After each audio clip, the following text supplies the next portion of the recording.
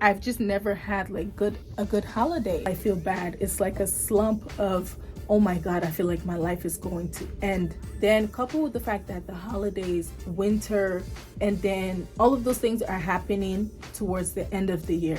Then how do you protect yourself but also be in the setting with them? Because sometimes you want to be with them, but it's just like, these people are mad. No more of this. Straight from the 8, I'm walking with God, I don't need a drink. The devil be talking, I don't entertain. I'm walking in faith, I'm sowing my seed, I did it in faith. I gave it to God, and he made it great. Put me in good soil and took out the snakes. Hey family members, welcome back to our channel. My name is Jaël. I'm a fashion designer, fashion blogger, and fashion content creator. And today we are going to be talking about seasonal depression. And this falls into the series of surviving my 20s. I think this is like part 4. So I used to think that I was a super weird girl because whenever it would get to the time of winter or just like the time of the holidays, I would get extremely sad. I was like, how far back can I think that I've felt this way? And I was able to recall the first time I ever felt this way around 14 years old. I've never been really fond of the holidays just because of like my own issues. I've just never had like a good holiday. I've had this warped idea of Christmas, Thanksgiving, New Year, all of that. So then add on to the fact that I live in a state where it snows about 6 months out of the year. And it's supposed to only snow 3 months, but it snows 6 months out of the year. And there's like winter storms back to back. I'm introverted, so you would think that I would love to be indoors, that this is just heaven for me. But I want the option to be able to be outside too. Like, I'm not gonna be outside, but I want to at least know that I can be outside, if you get what I'm saying. That adds another layer to the seasonal depression. When it gets to September, I start to feel really down, and it's not just like I feel bad, it's like a slump of, oh my God, I feel like my life is going to end. And then coupled with the fact that the holidays and winter and then all of those things are happening towards the end of the year, I am somebody that thinks a lot. So when I'm thinking a lot, I'm thinking like, what have I accomplished this year? And there goes the downward spiral. There I go, falling into the rabbit hole. Have you ever had a dream that you Because then I start to recall everything I done in the year, and most times I am, when it gets to the summertime, I'm just like, I don't care what happens, I need to be outside. go? And what do we do every day? Chop life. So am I financially responsible at that time? No.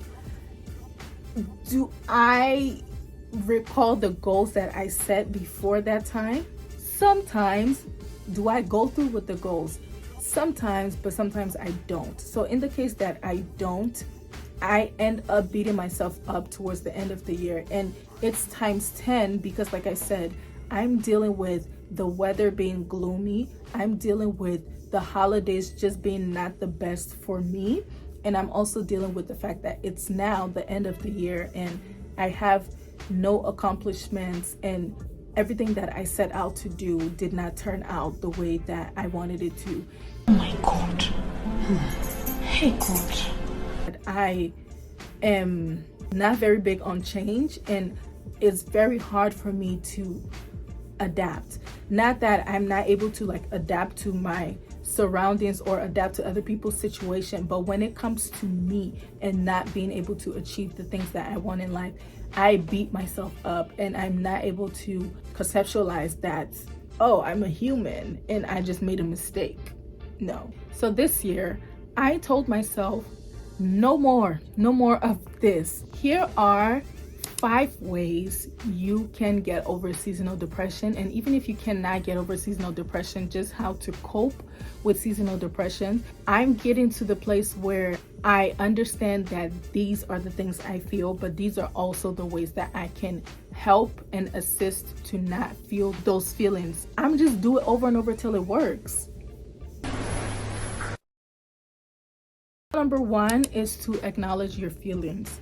It's okay to not feel happy. It's okay to not feel joyous during the holidays. I had to come to terms with that because I used to feel like I'm a bad person because I don't like Christmas, or I'm a bad person because I don't like Thanksgiving. I'm a bad person because I don't like the New Year. But I had to acknowledge that these are my feelings. This is the way I feel, and these feelings are very valid. And these feelings may have a deeper root. And acknowledgement is step 1 to get into the deeper root of the issue. Number 2 is to set realistic expectations. Don't set expectations that you know are going to overwhelm you or make you, or that are just unattainable, because that's just never going to end well. And I'm saying this from experience.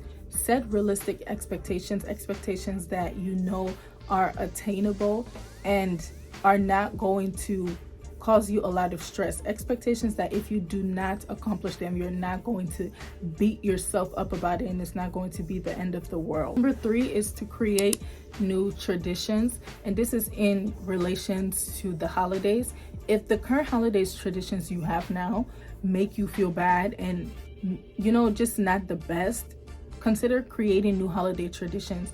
If you are maybe lonely, you don't have any family for the holidays, I don't know, consider volunteering or consider traveling somewhere else to get a new experience and a new scenery. When it comes to the holiday, if you have traditions that you just think they suck, change them. And this coming from a person that is currently working on that. Like, that is my goal for next year. I want to have a completely different holiday tradition. I want to be able to enjoy the holidays. I want to be able to be happy that the holidays are coming around. So this advice that I'm giving you, I'm taking it myself. Number 4 is to reach out for support. Sometimes you really just need somebody to talk to.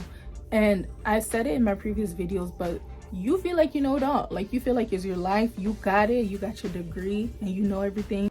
Since you got your degree and you know every fucking thing. Sometimes just having an honest conversation with somebody is what the soul needs, to be able to vent, to be able to talk, to be able to just let it all out. So if you have room for that, reach out to somebody that you trust. And I have to emphasize, somebody that have sense. But your brain is like that of a farm. Number 5 is self-care is key. So I don't want to be the person that be like, oh, prioritize yourself, you're number 1, blah, blah, blah.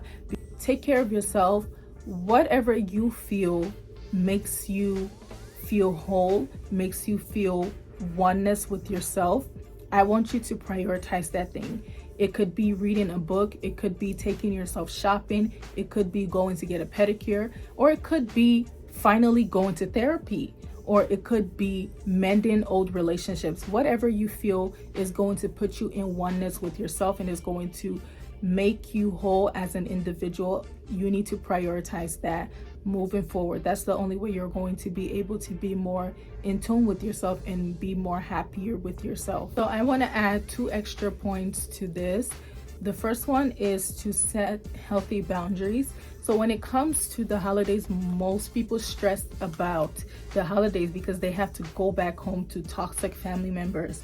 And it can be really hard because you love your family members, but they're toxic. So then how do you protect yourself but also be in the setting with them? Because sometimes you want to be with them, but it's just like, these people are mad. Are you all right? It's like, are you all right? Are you all right? You need to set healthy boundaries. If you don't like something, say it and stand on it. If you're being treated a certain way that you do not like, say that you do not like it and stand on it, period. The first step is to set in the boundaries and being firm on your boundaries until they understand that this is what you stand for and you're not going to waver, you're not going to shake. They're either going to adhere to it or you're probably going to have to leave. So lastly, the last one I want to talk about is to seek professional help.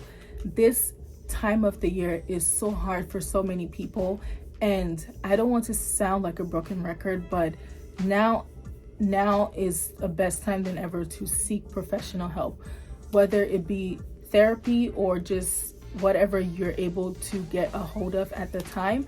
But it's good to, like I said, talk to somebody. It's good to be able to understand your feelings or why things are the way they are. And I want you to know that there's always help.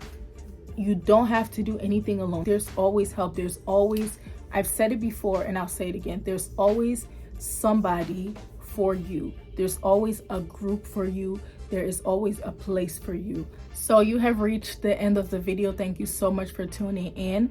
So my social media handles are in the description bar below.